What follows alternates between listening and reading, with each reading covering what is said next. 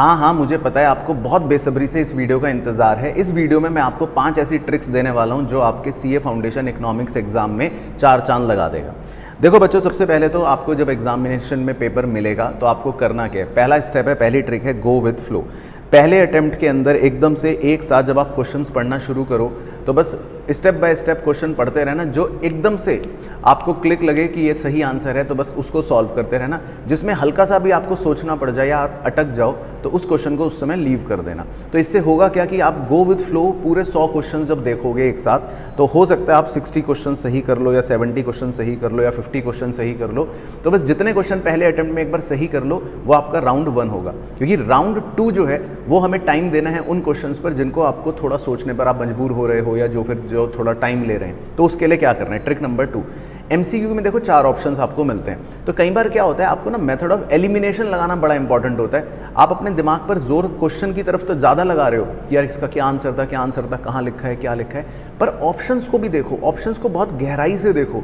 कई बार आपको ना ऑप्शंस देखकर पता लग जाता है कि यार ये ऑप्शन तो गलत लग रहा है, इसका तो कोई लिंक ही नहीं बन रहा। और एक ऑप्शन देख के आपको लगेगा कि यार ये तो किसी और का आंसर था। तो ऐसे क्या होता है, कई बार 2-3 ऑप्शन कट जाते हैं, एलिमिनेट हो जाते हैं। तो फिर आपको अगर सही ऑप्शन सेलेक्ट भी करना हो ना तो आप इजीली कर पाते हो। ये ट्रिक बहुत काम की आती है। तीसरी इंपॉर्टेंट चीज़ है वो आपके एग्जामिनेशन हॉल में बैठ के ध्यान रखना है। बहुत बार एग्जामिनेशन में चालाकी करते हैं वो शब्दों की। कई बार क्वेश्चन ऐसा लिख देगा, identify which of the following statement is not true. अब बच्चा जो है वो ट्रू ढूंढ रहा होता है, तो ये बड़ी गलती होती है, वो नॉट वर्ड लगा देते हैं। ये नेगेटिव वर्ड्स होते हैं, यहाँ ऑलवेज लगा देगा, नेवर लगा देगा या लिख देगा नॉट फॉल्स। तो मतलब आप उसके क्वेश्चन की एंडिंग में जरा ध्यान से वर्ड्स पढ़ना कि वो क्या दे रहा है। नॉट तो नहीं दे रहा, जैसे ही नॉट दे तो थोड़ा अलर्ट हो जाना, ऑलवेज दे तो अलर्ट हो जाना, नेवर दे तो अलर्ट हो जाना। ये सब उसकी चालाकियाँ होती हैं। तो वर्ड्स पर थोड़ा सा फोकस करना, आप देखना आपके 5-7 नंबर तो इसी बात के बच जाएंगे। उसके बाद तुक्के, सर तुक्के मारने हैं हमको, तुक्के मार लेना, लेकिन तुक्के कब मारने हैं, राउंड 2 में। पहले राउंड 1 जो बताया ऊपर गो विथ फ्लो वो वाला करना है, राउंड 2 में आपको तुक्के मारने हैं। बस तुक्के कैसे मारने हैं ये ध्यान रखना। देखो उसमें एक रिस्क है, आपको सबको पता है, नेगेटिव मार्किंग होती है।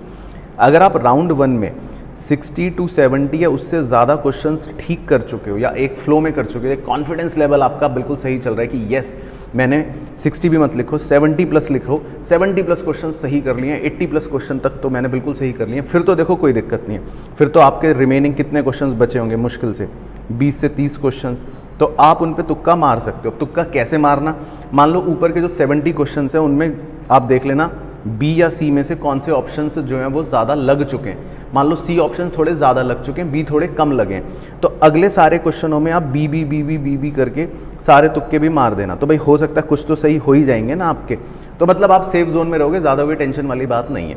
लेकिन अगर मान लो आपने राउंड 1 में ही कम क्वेश्चंस कर रखे हैं, अब आपने राउंड 1 में ही मान लो 40 या 85 क्वेश्चंस कर रखे हैं, अब आप राउंड 2 में बचे हुए 50 क्वेश्चंस पे तुक्के मारने चल दिए, तो वहाँ थोड़ा रिस्क हो जाएगा। वहाँ तुक्के मत मारना, सारे क्वेश्चनों पे तुक्के बहुत ही सेलेक्टिव मारना, जो हल्के से मतलब लग रहे हो यार ठीक हो सकते हैं। वहाँ पर मैं आपको सलाह दूंगा कि कम से कम आप 20 क्वेश्चंस जो है ना छोड़ के आना और सिर्फ 30 क्वेश्चंस पर ही तुक्का मारना। ये सलाह बहुत काम आएगी मेरी, क्योंकि जो बच्चे जिनको 40-50 तक क्वेश्चंस आते हैं और वो बचे हुए 40-50-60 क्वेश्चंस तुक्के मारते हैं ना, फिर वो फेल हो जाते हैं, नेगेटिव मार्किंग खा जाती है। तो आप अगर 40-50 क्वेश्चन ही कर पाते हो राउंड 1 में, उससे कम कर पाते हो, तो राउंड 2 में तुक्के भी कम मारना। फिर आपको 20-25 क्वेश्चन छोड़कर आने, क्योंकि आप 75 अटेम्प्ट करोगे, कुछ गलत होंगे कुछ ठीक होंगे, तो आप 40s में पहुँच पाओगे आसानी से। ठीक है, इस बात का ज़रूर ध्यान रखना। एंड लास्ट सबसे इम्पॉर्टेंट टिप है, इसके बिना गलती नहीं कर देना, रीडिंग ज़रूर लेते रहना नोट से जो भी आपने बनाए हैं, और डायग्राम से एक बार देख लो बस, क्योंकि डायग्राम वाले क्वेश्चन भी आ जाते हैं। और डायग्राम देख लो, फॉर्मूले देख लो, स्लोप्स वगैरह देख लो, तो सारे फॉर्मूले देख लो इकोनॉमिक्स के, सारे नोट्स एक बार रीड करते रहो, डायग्राम से एक बार अच्छे से कवर कर लो, तो एटलीस्ट उससे क्या होगा कि आपके डायरेक्ट क्वेश्चंस जल्दी सॉल्व हो जाएंगे। तो ये 5 ऐसी बातें हैं जिसको बस मिक्स करके अब अपनी तैयारी के अंदर डाल लेना। एग्जामिनेशन हॉल में क्या करना है, इन बातों का भी ध्यान रखना, और अभी क्या करना है उन बातों का भी ध्यान रखना, तो आपका देखो बिल्कुल इकोनॉमिक्स का एग्जाम सॉर्टेड रहेगा।